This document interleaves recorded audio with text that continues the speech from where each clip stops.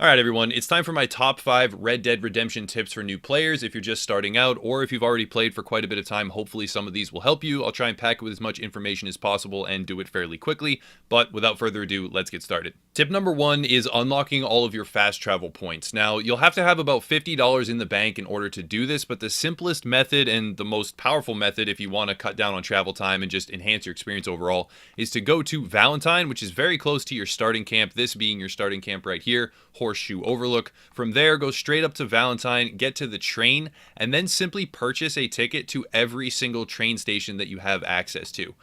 You want to buy one to Strawberry, you want to buy one down to Blackwater, to Rhodes, St. Denis especially. This is a very key one. You want to get a train ticket to St. Denis as early as possible and unlock that for a variety of reasons, but I'll cover that more later on.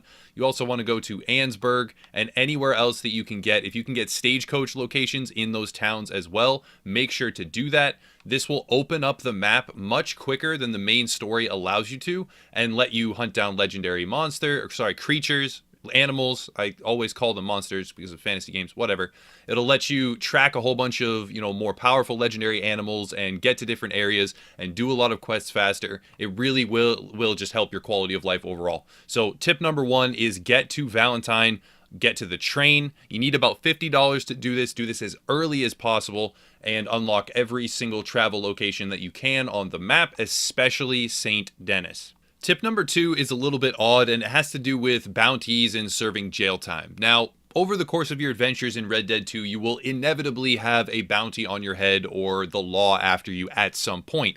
Now, this isn't much of a big deal, honestly, in the lower tiers, but when you get up to the point where it's dead or alive, wanted dead or alive, and they shoot on sight, this can actually inhibit you from doing anything in that entire region. It gets ridiculously hard to survive. There's constantly posses coming after you, and it's really difficult to survive. So you never want to let it get to the point of being dead or alive, and one of the ways that you can circumvent this or prevent this altogether is by dropping your bounty by serving jail time. Now, the best way to do this is to go to your camp, deposit all of your money. You don't want to actually pay your own bounty or have funds confiscated. So get rid of all the money that you have on you.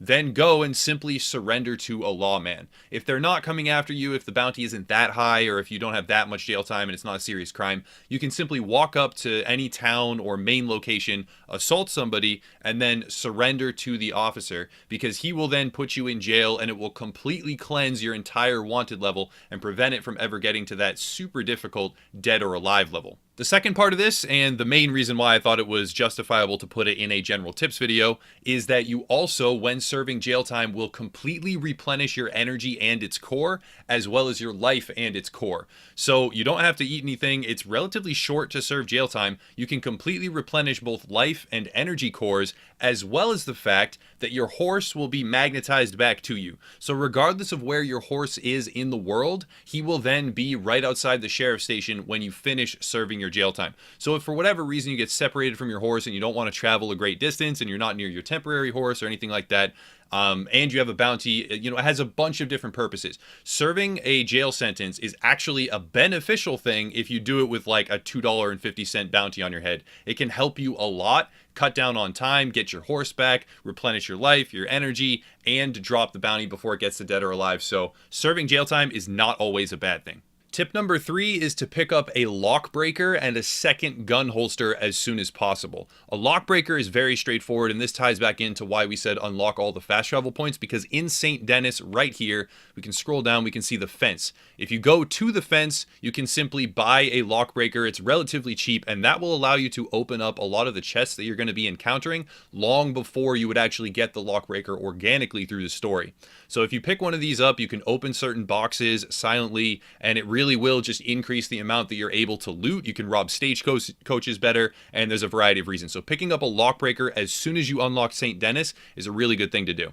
The next part of this is getting your second gun holster, and there is organically within the story a point where you unlock a second wieldable gun, but you can actually get this within 5 minutes far sooner than you ever would do that main mission. So the simple thing that you need to do is just skin 3 deer. I went into my menu here, and I'll go to progress and show you I went over to challenges, and there's only one Master Hunter challenge that I've completed. And if I'm wrong about this, then please correct me, but I'm 99% sure I'm not. There is one Master Hunter challenge that I've completed. That is Skin 3 Deer. And then when I came to the Trapper, which is where you can turn in challenges for reinforced gear, when I came to the Trapper, as seen right here, let's open his shop up. We go to buy. We scroll down to reinforced equipment. We go down to Master Hunter, and we have a Master Hunter offhand holster. I had a second gun long before the game actually prompts you and gives you the tools to have a second carryable gun through the main story. And I was wielding this, you know, for hours, many hours before that actually happened. So unlocking both the lockbreaker and the second gun holster as soon as possible is a really cool thing that you can do to enhance your experience without having to put in as much time to actually get to that point.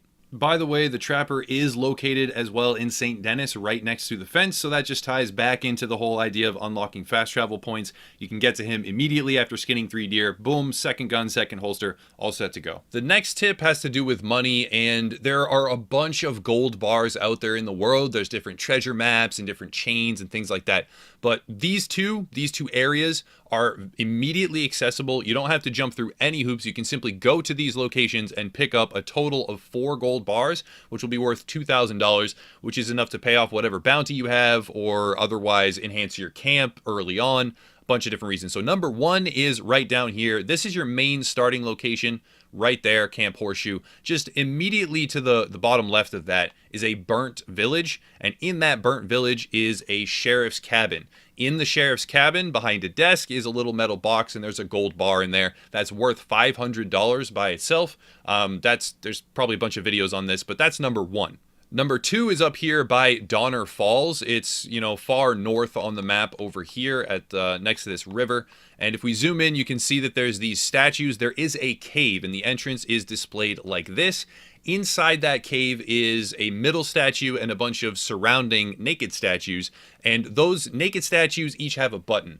The simple explanation, without, you know, drawing this out too much, is that you need to press the statues that have 2 fingers, 3 fingers, 5 fingers, and 7 fingers. The 7-finger statue is missing an arm. So simply look for the first statue has 2 fingers, press that button. The next statue has 3 fingers, press that button. The next one has 5 fingers, press that button. And then the next one is missing an arm, press that one. That one has 7. Those are the prime numbers, and this includes thumbs, by the way. It's not just fingers, it's fingers and thumbs. It's the amount of digits that they have that aren't broken off.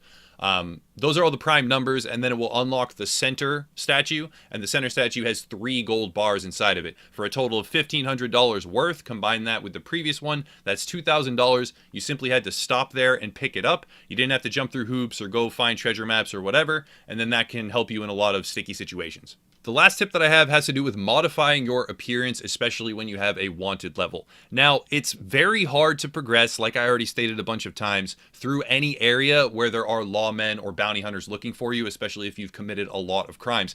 But it can be as simple as just changing your clothing and shaving off your beard. It's like the game built in this system to help you every time you get wanted, because most often you'll have, you know, spent enough time away from the barber that you'll have a thick beard, as well as the fact that you can have a different coat, a different hat, and then shave off that beard. That's pretty much enough to keep you away from the law for as long as you need in order to complete whatever activities you have to in that area. Of course, if you've completed a ridiculous amount of crimes and you're trying to use shops and things and you're walking around in town, then it's probably not going to insulate you from that. But changing your appearance a good amount is usually enough to get away with it. And some people may say that you just need to put on your bandana or wear a mask. Don't do this. That actually attracts more attention to you than simply changing your clothes and shaving your beard. All in all, if you do that, just change your coat, your hat, and shave off your facial hair, then you'll be good to walk around an area, and it will be like you don't even have a bounty most of the time until you've committed a bunch more crimes and they've gotten to know that new appearance.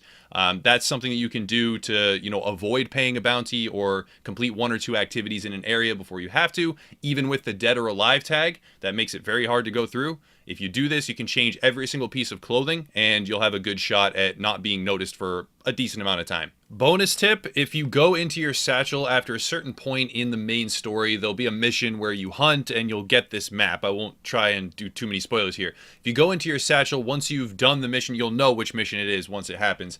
And you scroll all the way over to your documents and you go to your maps, you'll see a legendary animal map. If you open that up, you'll see a bunch of different legendary animal markers all around. And if you seek these out and if you find them, I have a whole guide on how to hunt, especially legendary animals, by the way. That's also on the channel. If you seek these out and harvest them, you'll get trinkets and you'll get various, tidbits of the animal's carcass or whatever. If you take those and you go over here to the map, and yet again, this ties into the fast travel stuff and St. Denis, and you go all the way down here to St. Denis and you come up to the fence, then you can sell and exchange these for trinkets, and trinkets are basically Red Dead Redemption 2 versions of perks or stat boosts. So if you get a bunch of those, I would actually highly recommend spending some time hunting down some legendary animals all throughout the map, as many as you can possibly find, then going to the fence, exchanging them, and then this will have a huge impact on the rest of your playthrough because you'll have various stat boosts and it's a really good quality of life increase.